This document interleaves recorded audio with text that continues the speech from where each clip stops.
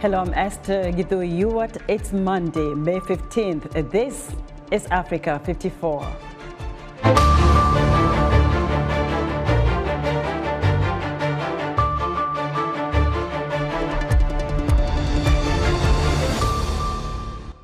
Chad receives more than 30,000 refugees from Sudan as aid groups say they need more funding to assist the sudden influx of people fleeing the fighting.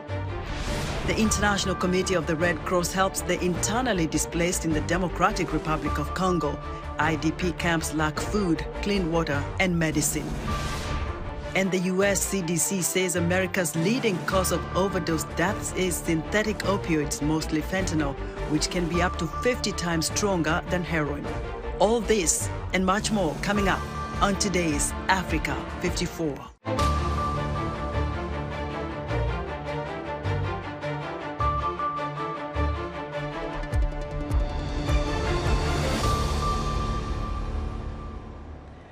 The conflict in Sudan is in its second month as both sides have intensified fighting in Khartoum and in northern regions. Representatives of the warring sides have met in Saudi Arabia to discuss the possibility of peace, but people still in Sudan are skeptical of what lies ahead. VOA's Anthony Labruto reports. Airstrikes bombarded areas in northern Khartoum over the weekend as government forces hope to oust their paramilitary rivals in the second consecutive month of fighting in the country. Intense battles are spreading to Bahri and Omdurman despite a U.S. and Saudi-backed effort to broker a ceasefire aimed at securing humanitarian assistance to thousands. The UN Secretary General wants an immediate halt to hostilities. He reiterates his call for an immediate ceasefire and expanded discussions to achieve the permanent cessation of hostilities. The UN will spare no efforts to assist in the declaration's implementation and will continue to deliver humanitarian aid, ceasefire or not. Despite Sudan's warring parties discussing a ceasefire in Jeddah, Saudi Arabia, many Sudanese don't see any hope of the fighting stopping soon. According to a recently released United Nations report, over 700,000 people are internally displaced within Sudan due to the conflict. We are still seeing a lot of violation of the agreement, such as the killing of civilians, the destruction of hospitals, and so on. For me, the agreement is just empty talk, and it is hard to believe that it will help with ceasefire. Clashes between the Sudanese armed forces and the Rapid Support Forces have continued for 30 consecutive days, especially in and around Khartoum, killing at least 670 people and injuring more than 5,500, according to the United Nations Office for the Coordination of Humanitarian Affairs. Anthony Labruto, VOA News, Washington. The UN is preparing for more than 860,000 people to flee the fighting in Sudan. Neighboring Chad has already received more than 30,000 refugees. Aid groups struggling to cope with the sudden influx say they will have to stop aid in Chad altogether this month if they do not receive more funding. Henry Wilkins reports from Khartoum, Chad. The UN's World Food Programme, or WFP, distributes food on Chad's border with Sudan. Sudan's conflict between its military and the paramilitary Rapid Support Forces, or RSF, has triggered intercommunal violence in western Darfur, just a kilometre away, according to the UN Human Rights Commission. Satahir Mohamed Abdullah is an English teacher from Janina in western Darfur. 3 weeks ago, he says armed men he believes are aligned with the RSF rode into his town on horses, camels and motorbikes, burning and looting homes and killing residents. He says the power struggle between the RSF and the Sudanese army at the heart of the conflict means men like this can now act with impunity. Everyone wanted to be a president in Sudan. That is their problem, but there is another people. They are thieves. It's a groups of thieves, and they are with vice president. And if you have like cars, they can take your car. If you have goods in the shop, they can come and take your goods. If you refuse, they can kill you. He fled with his wife and children, arriving here in Khartoum, Chad, where he and his family now take refuge from 40-degree heat in this tiny shelter. Now that he is here, he faces a new threat. Aid workers say the situation for refugees in Chad was dire even before the Sudan conflict broke out last month. The WFP plans to halt all assistance for over 700,000 refugees and internally displaced people in Chad this month because of a lack of funding, according to a Reuters report Tuesday. Before the civil war, Chad hosted hundreds of thousands of Sudanese refugees as a result of years of violence in neighbouring Darfur. Pierre Honorat is the WFP country director for Chad. He says the refugees from the Sudan conflict are putting even more strain on what little is left. It's alarming, it's critical. So today, on top of that food insecurity that you have in Chad, you have now all those newcomers, which is putting a lot of stress on the host population. El Saida Ibrahim Mohamed Adam says she arrived in Kafrun with her baby on her back, and her journey was fraught with danger. She says she feels safe from the armed groups in Sudan at least, but people here are desperate.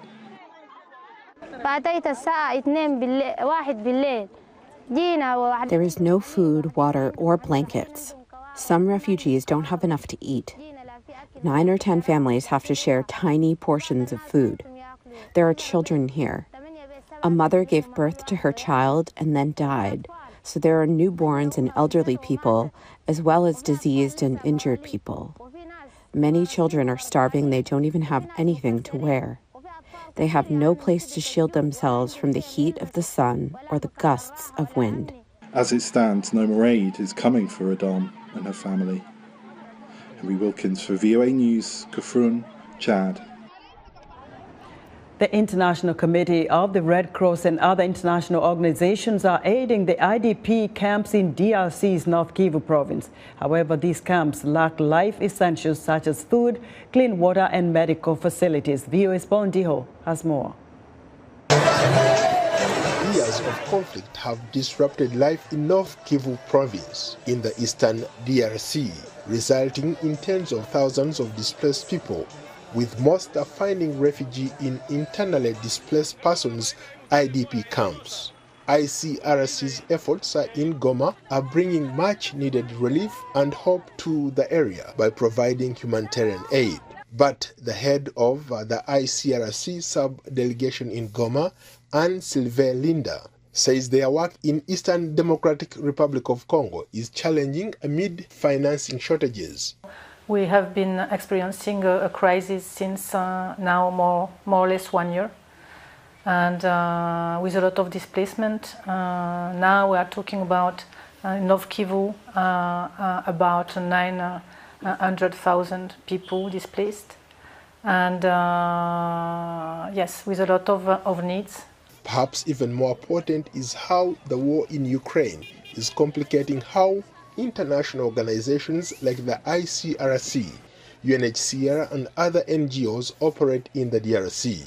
Most charity funds are now being diverted to Ukraine, and people in the DRC IDP camps must fend for themselves. A lot of financing are going to Ukraine, for example, and to other crises, and not coming to DRC because it has been like a protracted crisis and humanitarian crisis here in DRC, and particularly in the east of DRC.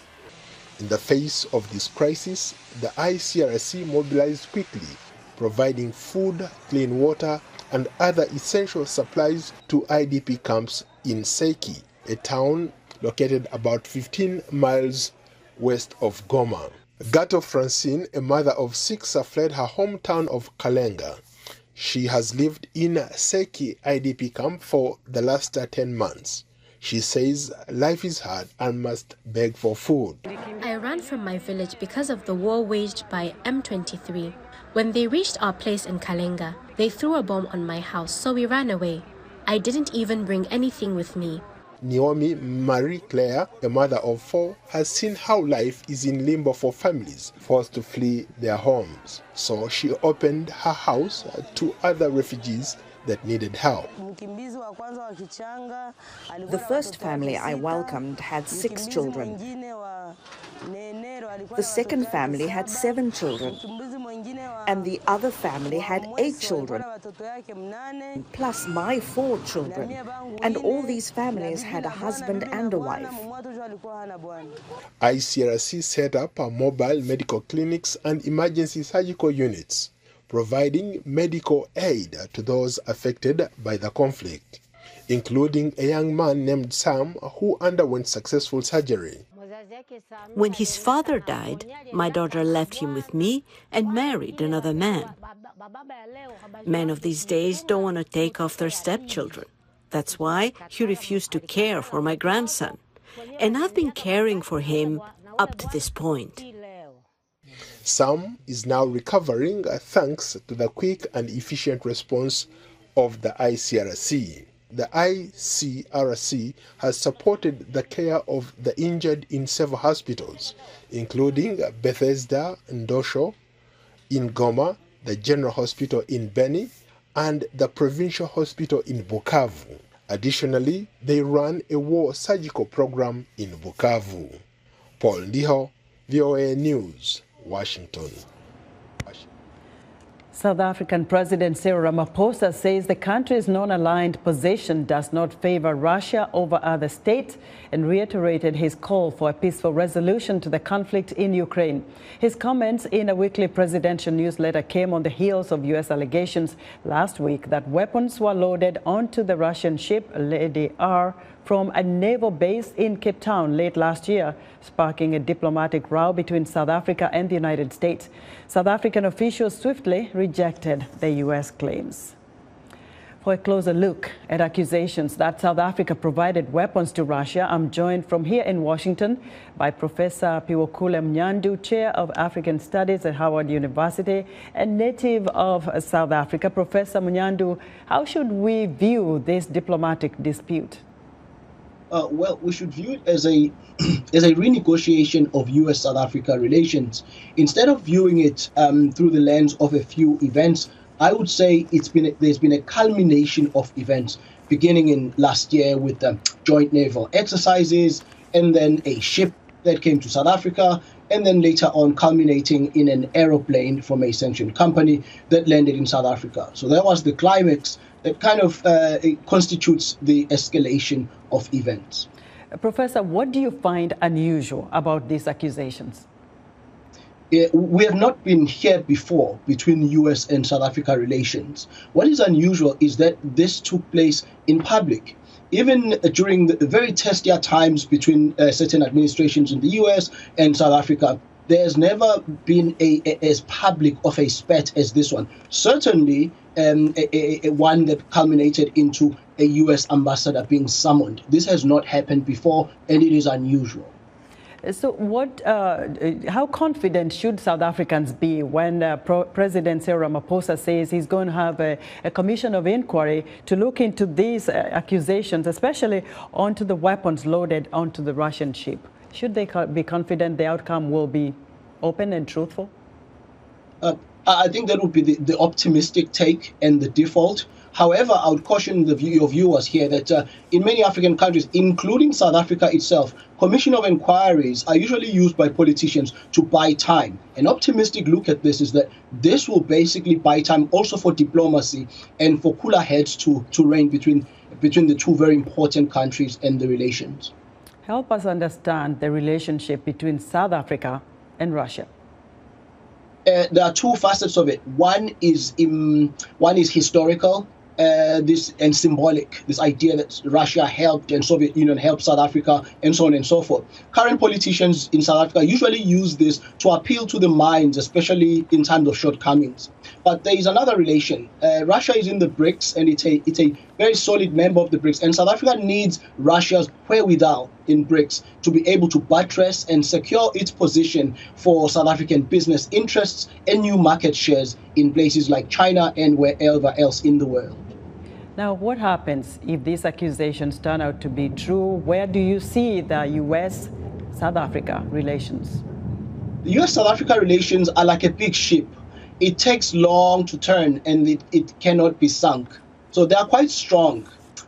People-to-people relations are quite strong, stronger than most countries, many countries outside of Africa itself. So I wouldn't be perturbed much about this. There is a context, though. The context is war, the tragic events in Ukraine, and that's the only different variable here. And that's why I look at this as a renegotiation of relations between the two important countries.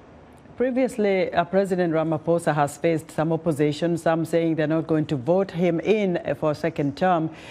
What do you think this new dispute brings to the picture if he's going to run for a second term? Politicians are opportunistic people. So there might be rivals within the ANC right now, some factions who may come out and show themselves kind of more amenable, more people that are better to do business with, and people that might be more willing to take an activist approach away from this non-alignment, an activist approach, against Ramaphosa. So he has to look out for himself. But it remains unquestionable, though, that he has consolidated his power since the last Congress. Do you think Parliament would take a further step into this inquiry about Ramaphosa and what he knows and what he doesn't know about these weapons? Most of the things that take place in Parliament are determined by a vote in South Africa, since it's a democratic country. And you can trust the outcomes of this vote and what it has to do with Ramaphosa's fate by whether it's an anonymous vote, a secret ballot, or a not-so-secret ballot. If it's a secret ballot, it doesn't favor Ramaphosa very much. If as many votes have gone in times past, if it's an open ballot, it strengthens Ramaphosa's hand.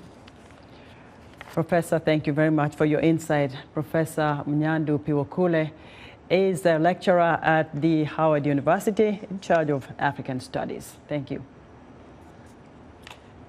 We're excited to hear what you think about Africa 54 and all our VOA Africa programs on our website at voaafrica.com. Still to come, a look at the United States' leading cause of overdose deaths. We'll be right back.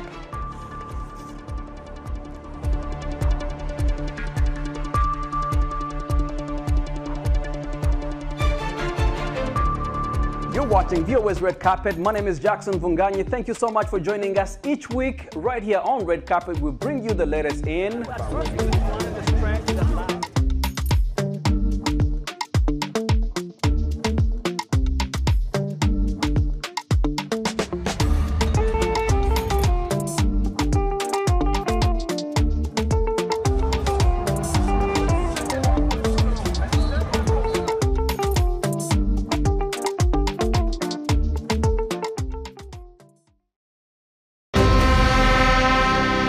Kigali. We are here for the BAL Finals. For the best of African basketball.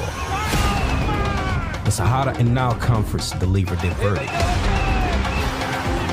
The top 8 teams on the continent are chasing the Holy Grail. Who will be the next BAL champion? It's game time. In other news, Nigerian police say musician Seun Kuti, son of Afrobeat legend Fela Kuti, turned himself in Monday to the headquarters of the Lagos State Police Command for allegedly assaulting a police officer. Police say a viral video showed him on a road shouting, pushing and smacking a policeman. Kenya's Interior Minister says Kenya and Somalia have agreed to a phased reopening of their common border after more than a decade. Kithure Kindiki says the first crossing should be opened within 30 days. The announcement came after a high-level ministerial meeting in Nairobi on security, trade, and the movement of people. And the African Development Bank says it has developed financial instruments to, quote, fast-track and front-load $3.5 billion in compensation to white farmers whose land was taken from them by Zimbabwe's government. Monday's ADB announcement did not include details of the proposed instruments. The U.S. Homeland Security Secretary is denying the U.S. has imposed a ban on asylum seekers, but he emphasizes that there is a lawful and orderly way to reach America. VOA's Veronica Balderas Iglesias has the details. The U.S. Customs and Border Patrol has seen an almost 50% drop in migrants encountered at the southern border in the past couple of days. That's compared to numbers seen right before the pandemic-era policy known as Title 42 came to an end Thursday, said the Secretary of Homeland Security during an interview with ABC's This Week. We've already removed thousands of people who have arrived at our southern border. We are enforcing our traditional immigration enforcement authorities under Title VIII of the United States Code. Mayorkas emphasized that the expansion of lawful pathways under President Joe Biden is unprecedented. He also rejected claims there's a ban on asylum seekers. What our rule provides is that an individual must access those lawful pathways that we have made available to them.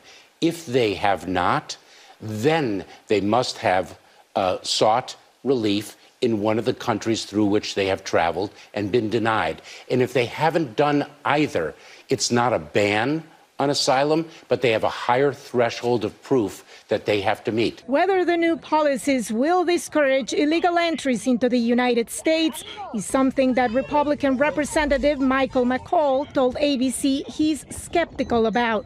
I do think there are caravans going up. I think they still want to get in. My governor, my home state, has put Texas National Guard and DHS CBP troops on the border to stop the influx. But yeah, the fact is the last 2.5 years speak for themselves. We've had 5 million people enter this country illegally, 1.5 getaways. It's unsustainable. Migrants are often forced to flee after facing horrific crimes in their home countries, argues law professor Blaine Bookey. We see just extremely high rates of violence. And that's really why, people are continuing the journey where they can get to a country where they actually find safety and in many instances reunify with family. There's a good chance that the new legal pathways that the Biden administration is betting on could help deter illegal crossings. But it could also go the other way if the root causes aren't addressed, warned analyst Peter Margulies. That is the factors in folks' home countries, for example, in Central America, Guatemala, Honduras, and El Salvador, that lead people to need to leave.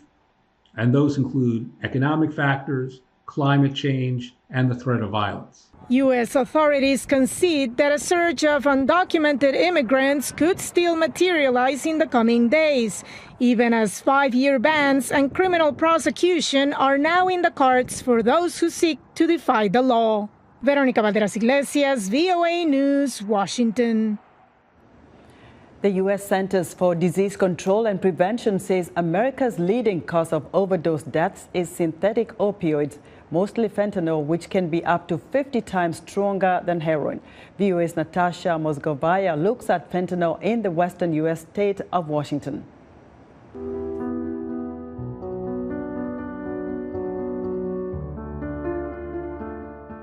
Lucas Bayer was active in his church youth group.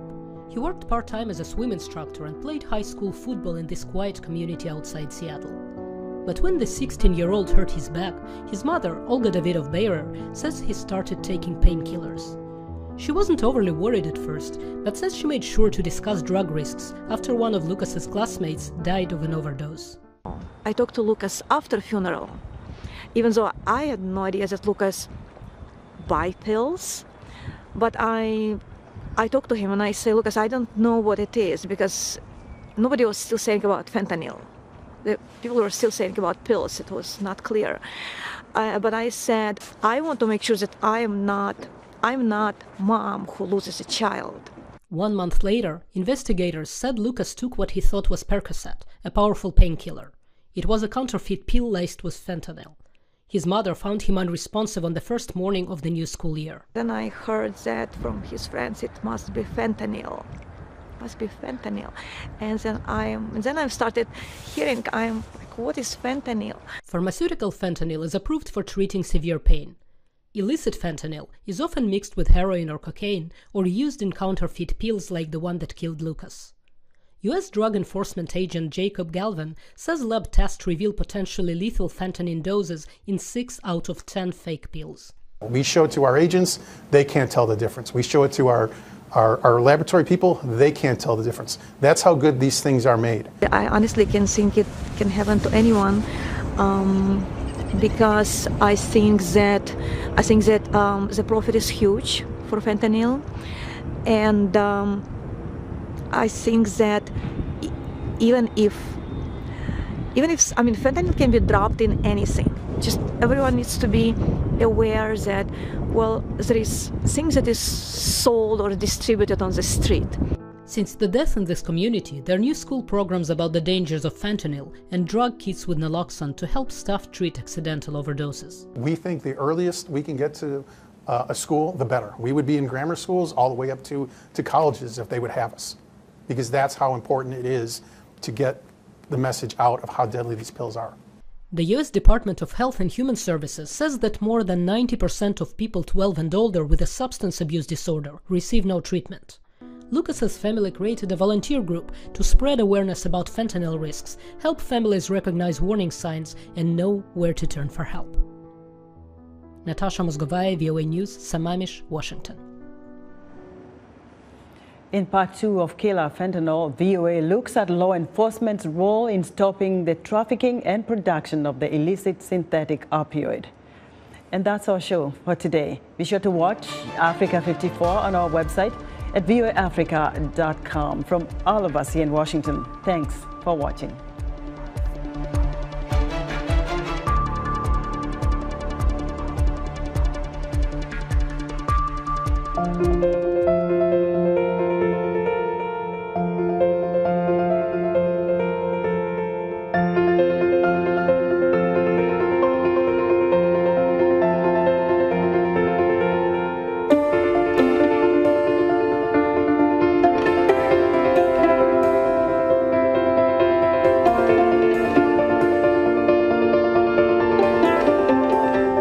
Kenya remains at the forefront of the global HIV response.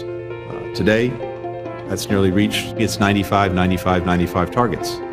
Diagnose 95% of all HIV-positive individuals, provide antiretroviral therapy for 95% of those diagnosed, and achieve viral suppression for 95% of those treated. That is a tremendous milestone that is saving countless lives. And we're proud to have supported this effort over 2 decades with PEPFAR, as it's been operating in Kenya.